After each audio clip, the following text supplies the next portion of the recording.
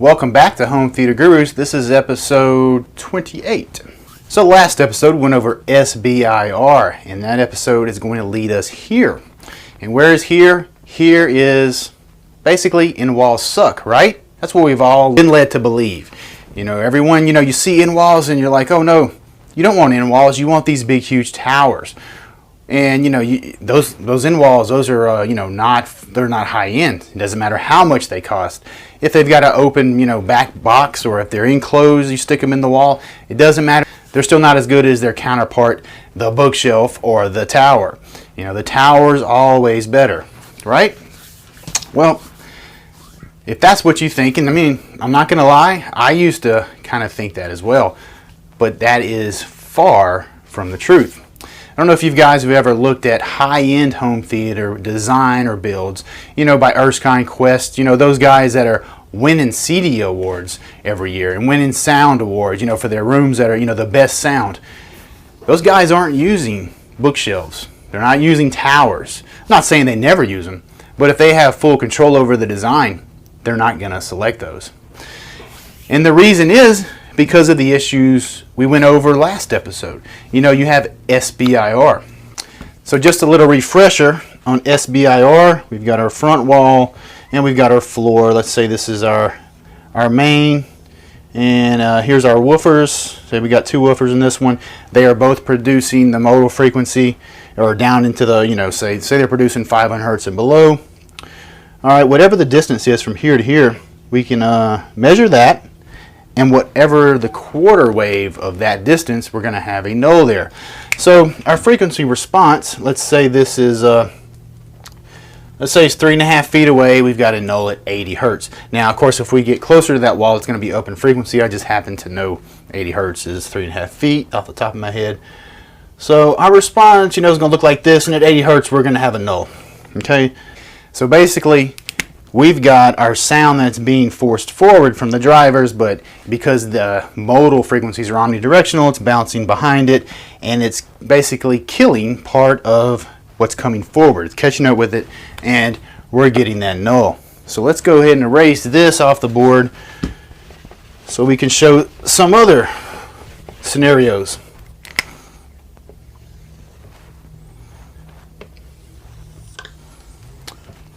Alright, so let's say right now we're looking at the front wall, okay? And sometimes you'll see people have alcoves in the wall and they'll put bookshelves in it. Alright, and maybe they'll stuff insulation around it. Alright, so let's say that's what's been done here. That's not a very good rectangle, but so that someone put a bookshelf in here. Alright, and they went and they put insulation all around it. Okay, even with that insulation, you're pretty much going to be absorbing most of what's wrapping around the speaker. So, your response, you expect it to look a little bit better. It's going to get rid of that null right there for the most part, but this still isn't optimal. This is definitely better than having your speaker in front of the wall, no doubt about it. You don't have that big null there anymore, but it's still not the best solution, not by a long shot. Alright guys, so this is something I forgot to edit in. That's why the lights are like blaring right now. I just set it up real quick. On the in-wall speaker discussion, you can take regular speakers, and as long as the gap is like, a half inch or so where the sound can't wrap around the back of it, and you can seal those speakers into a wall, and they have become part of the baffle wall, or the wall is sealed to them, to where you now have a baffle wall. This is what we do with cinema, like professional cinemas is what they do. They'll take a speaker and they seal it into the wall, and so now they have the baffle wall effect. So when I covered, putting speakers in alcoves, what I mean by that is if it's like a cutout in the wall, or it's recessed to where it's not tight against the speaker, where sound can actually wrap around the speaker and bounce off of that wall inside that alcove. That's where you're still going to get some, you don't have the baffle wall effect basically. So I just wanted to clarify that you can use speakers that are not in-wall speakers, seal them into a wall, and you've created what is now an in-wall speaker. Now you do have baffle step compensation in those crossovers because the speaker was not designed to be put into a wall, unless the cinema speakers are. They're designed to be put into a baffle wall, even though they look like a big tower or a big squatty bass bin with some horns on top. but you know, you're going to have more output, and your EQ is going to fix the baffle step compensation, or it should. It's going to take a little work to fix those, because, you know, speakers that are designed to be out in a room, you know, baffle step compensation has to do with how wide the speaker is, and they can calculate, you know, what frequencies are going to wrap around the back of that speaker, and they compensate for that loss in the crossover. So of course, when you put it in a wall, now you don't have that, because the baffle becomes the wall, and so that's one issue you're going to deal with when trying to use regular speakers sealed into a wall. The best solution is an in-wall. And the reason is, let's say you've got 3 speakers right here, and they're all in-walls, and they're all the same size, even though they don't look like it here, so just work with me. So you got 3 in-walls here. There is no way anything can wrap around this speaker. This wall is now part of the speaker. And that's one thing we have to do when we get to, you know, a more advanced thinking with our home theater design, is the speakers are just part of the system. The room is part of the system. And what you're doing here is, this wall is becoming part of the speaker baffle. And this is what you get with a baffle wall. So with this right here, nothing can get behind the speaker. And, you know, even if in the other scenarios where we absorb that back wave, okay, here, let's look at what happens when nothing can go behind the speaker. All right, so let's go back to our side view, okay? Here we go. Here's our floor. Here's our wall. We've got an in wall right here. Okay, all of that sound is being forced forward, right? We can't wrap around. The omnidirectional frequencies now are not allowed to wrap around the back of the speaker, because there is no back of the speaker. The whole wall is now the baffle. So all of that sound that we were absorbing, that was going behind the speaker and being absorbed, is now being pushed forward. So what that does to our response is this. Now we have all of this extra output, because it's not being lost by going behind the speaker and being absorbed, and it's not going behind the speaker and bouncing off the front wall and causing a null. Now we have extra output. So I would say we have more mid bass, but because you've seen that episode on where mid bass is really at, you know, it's not really going to be more mid bass, but it's going to be cleaner, and it's going to, you know, because your mid bass is more than just where those peaks are at. You also need depth, and you need the upper stuff too to fill it in, to give you that quality sound in your mid bass. So I mean, everything's going to sound better. Now you have more headroom. So I mean, this right here might be a speaker that's 95 dB sensitivity, really sensitive. This one may only be 90 dB, but this one's going to have more output than this one up here because of this. Because this line's not flat with a null, this line is increasing. You're getting more output for your money. So this right here is why you're not going to see a speaker just sitting out in front of a wall in a high-end design. Not if the designer, well, not if they're trained and they know what they're doing and they have full control of what happens in that room, and they can design it, you know, what's optimal and what's going to get the best performance. So hopefully now do you not only realize that in-walls don't suck, now there is an exception. All right, so let's say this is the front wall. Now we're going to go back to an overhead view. We're going to go back to episode 1. All right, our guy's sitting right here in this couch. Actually, I got a couch. Yeah. Hadn't used this in a while. Here's our couch. All right. Let's say you got in-walls, and you got 3 in-walls right here. Okay. So we've pulled our imaginary string from baffle to baffle. Of course, these are in a wall, so we can just use the wall. We've measured off the wall to the seated head position and multiplied times 1.15 for our perfect width. So we've got 60 degrees between our mains for that perfect huge sound stage. Our mains are definitely not behind an acoustic screen unless that screen is uncomfortably wide, or what would be for most people uncomfortable. But anyway, there's a major issue here, and I'm sure you guys that have been following the channel see it. You know, the on axis is here. So, you know, here you've got a center channel where you're sitting on axis, but the right and left are not going to sound anything like it. You know, instead of having a response, if you remember back from, you know, responses of a speaker, you know, on axis it may be like this. Off axis, you know, at whatever this is, say 30 degrees, it's like this. It's not going to sound anything like that. It's going to be lifeless in comparison, It's going to have the trim jacked up. Now, of course, you are going to be getting some reflections off the wall. And actually, we're going to cover that in the next episode, how to get toe-in perfect. But that is not really what you want. If you're forced to do this, it will be better to go with, like, say, HSU or some of those companies out there that have mains that have, their bookshelf mains with an end wall that's completely identical. In other words, it has the same exact speakers as the bookshelf. And that way you can get some bookshelves, pull them out into the room, and get those suckers aimed properly.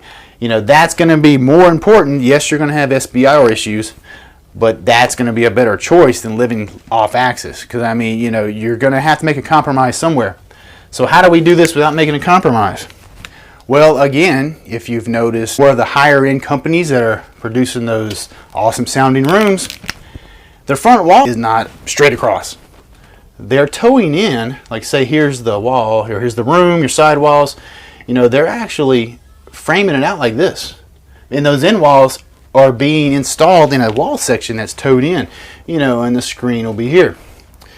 It's, the end walls are not aimed straight because, that's not what you want. That's not going to produce a high-end sound. So that's how you do it.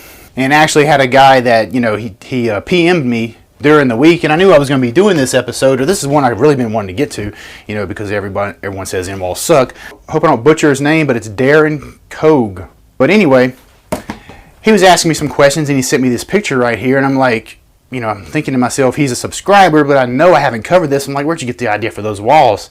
And I'm just questioning, didn't say anything else, just asked him that, and he's like, oh, I saw it somewhere, and I liked it. So then I went on to tell them how good an idea that was, and basically he had mistakenly chosen the no compromise solution, which was made him happy, of course, and it kind of gave me a chuckle, because I'm like, heck, I'm fixing to cover that, so good job. Now, of course, you've got surrounds, and surrounds are going to be real easy to get on axis, and you've got rears. Now, the rears, you may not be able to tow those. Say the room back wall is here, let's say that's 5 feet. They're not going to be off in the corner because they'd be at the wrong angle. They may be here, and you just can't tow them in. Hopefully you can get at least aimable tweeters, or if you can hide them in a column, or hide them some kind of way where you can kind of shift the baffle towards the main listening position. That would be great. But these two speakers right here are going to be, that's going to be the majority of your sound stage. Those are the ones that we're really going to be treating when we get these side panels. That in the center too, of course. But those are what we're really shaping the sound using these two. So you do not want to fail on your positioning and your angle of these mains. And if you're curious about, off axis versus on axis and how much the sound changes just a little off axis, if these speakers here were 4 straight, go back and watch the episode I did on Dolby Atmos and in-ceiling speakers, because that's really covering nothing but listening on versus off axis. It's very eye-opening, and it's probably, if you're thinking about doing an install with your main straight ahead, it's going to change, your idea, what you're thinking. Because, if you're in the construction phase, you're talking about, $50 to frame out an angled wall section, and if you're doing sheetrock already, you're not talking any real money. It's just knowing what to do. Alright guys, so hopefully you found this interesting, especially for you guys like myself that used to at one time thinking walls sucked. Now you understand that not only do they not suck, but if you want a no compromise solution or a no compromise room, you're going to go with end walls, because it is the only way we can make our speakers in our room cohesive and really one system, where our walls are actually part of the baffle of the speakers themselves. It is a much different way of thinking when we start thinking of the room as being a system. The speakers are just one part of the system. The room is another part of the system. The way we handle the reflections is another part of the system. And you put all those together and you do it right, and it's going to have, a sound and an experience that's going to blow you away. So with this episode right here, I think the next episode we're going to go ahead and go over toe-in and how to get that fine-tuned just right using your ears. There's a little trick you can do with your ears. After that, it looks like you guys want to get into using the Odyssey app for Denon and Marantz. So we're going to get into that. Before we get into that, though, we're going to have to do subs. And there has been some interest in how to design subs using WinISD. And, we're actually going to do that because I sold my house, gave my speakers, you know, these speakers here, to my best friend so they wouldn't sit in storage and rot. And I love building speakers, so I'll be building some new ones for the new house once that's done. But I'm going to go ahead and I need to build a sub. And I've got some mains. My first mains I ever had were some Paradigm Focus speakers from around 1991. That was my first really good speakers, and I kept those because they're kind of sentimental to me. So I'm going to set those up in here, and I'll actually have a place where we can go over the Odyssey app. So that's going to be down the road. So alright guys, that's going to be it for this one. So don't forget to subscribe, hit that like button, hit that notification bell. You know, when you do those things and you subscribe and you like, hit the notification bell, it actually pushes the channel up, and YouTube will actually show it to more people, because I feel a lot of this information, you know, people need to see. People that are designing rooms, you know, it's going to help them not waste money if they get their system set up right, maybe not make a poor choice on speaker design, or buying a speaker. They can actually look at it, you know, more from an educated point of view and make smarter decisions, so they don't waste money like I have done through the years. So, you know, do those things not only for yourself, so you know the next episodes come out, but for the other guys out there. So that's going to be it for this one, guys. I'll see y'all next time. And don't forget, if you want to see anything in upcoming episodes, just drop it down in the comments below. See y'all later.